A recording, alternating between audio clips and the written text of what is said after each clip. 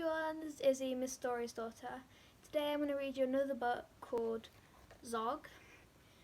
This is by Julia Donaldson, so I think you're going to enjoy this. She also made The Gruffalo and What the Ladybird Heard.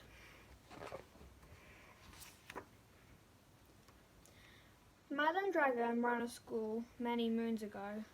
She taught young dragons all the things that dragons need to know. Zog is the biggest dragon. He was the keenest one by far. He tried his hardest to win every day a golden star.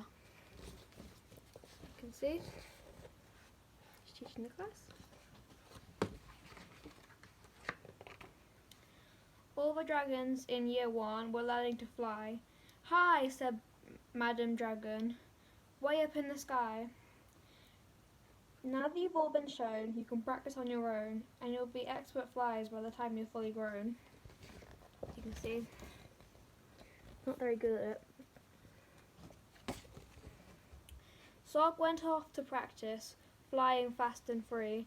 He soared and swooped and looped the loop, then crashed into a tree.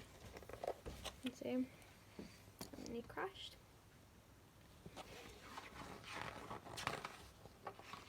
Just then, a little girl came by. "Oh, please, don't cry," she said. "Perhaps you'd like a nice sticky plaster for your head." "What a good idea," said Zog. And then off he flew, his plaster gleaming pinkly as he zigzagged through the blue.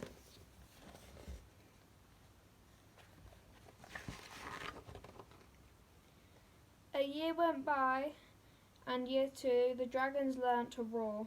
"More," said Madame Dragon, "louder and implore. Now that you've been shown, you can practice on your own, and you'll be champion roarers by the time you're fully grown." Zog went out to practice. He roared a fearsome roar. He kept it up for hours on end, but then his throat grew hoarse. Just then the girl came by again. She said, "What rotten look! Perhaps you'd like a nice soothing peppermint to suck." "What a good idea," said Zog, and off he flew, and breathing fumes of peppermint as he zigzagged through the blue. So you can see, using a peppermint.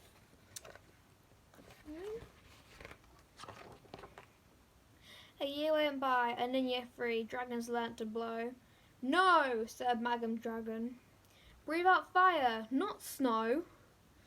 Now that you've all been shown, you can practice on your own.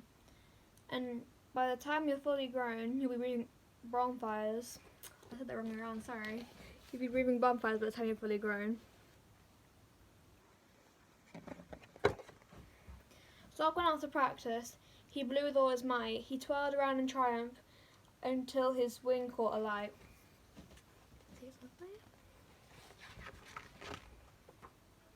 Just then the girl came by again. She said, "You poor old thing. Perhaps you'd like a nice stretchy bandage for your wing." "What a good idea," said Zog. And then off he flew, his bandage flapping wildly as he zigzagged through the blue.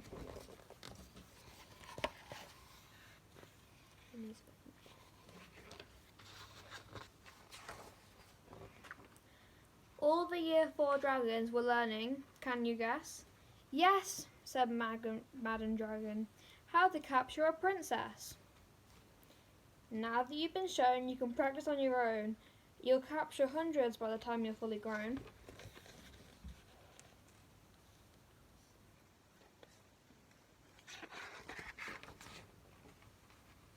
Zog went off to practice. He tried and tried, but simply couldn't manage. "I'm no good at this," he cried.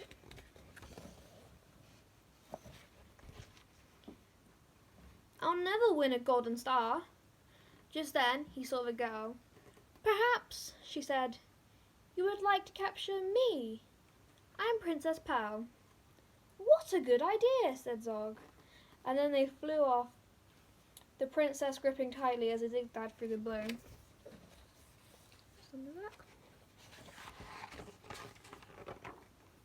"Ah," said Madame Dragon, "our first princess so far. Congratulations, Zog, my dear, you won a golden star." Zog was proud and happy, and Pearl felt good as well. She took the dragon's temperatures and nursed them when they fell. You see him getting a golden star?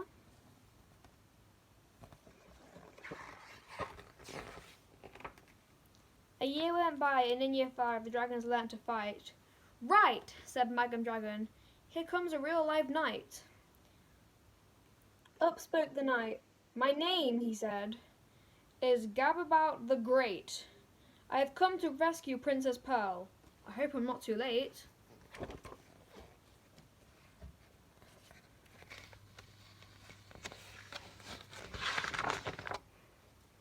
Zog breathed fire and beat his wings. You can't! She's mine, he roared.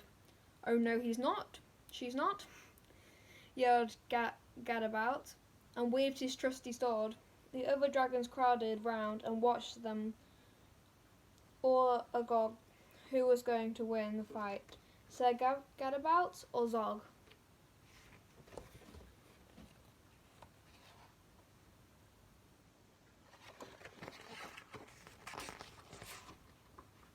Then Princess Pearl stepped forwards, crying, Stop! You silly chumps! The world's already too full of cuts and burns and bumps. Don't rescue me. I won't go back to being a princess and prancing around the place in a frilly dress.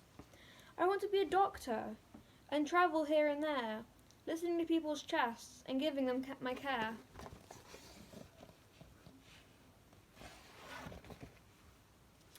Me too, exclaimed the knight, and took the helmet off his head. I'd rather wear a nice twisty stethoscope, he said. Sorry. Perhaps, Princess, you'll train me up. And Pearl replied, Of course, but I don't see how the two of us could fit upon your horse. Then Zog said, Flying doctors! I'd love to join your crew. If you let me be your ambulance, then I can carry you. Bravo, said Madam Dragon, an excellent career. And all the Year 5 dragons give a loud resourcing cheer.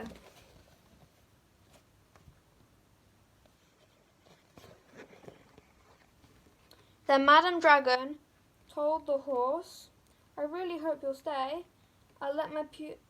You'll be my pupil's pet, and I'll feed you lots of hay.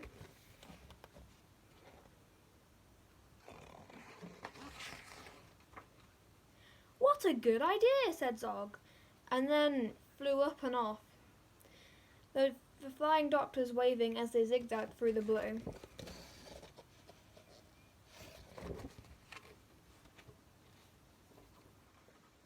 That's the end. So you can see, Julia Donaldson made a lot of books. Well, no, Stickman.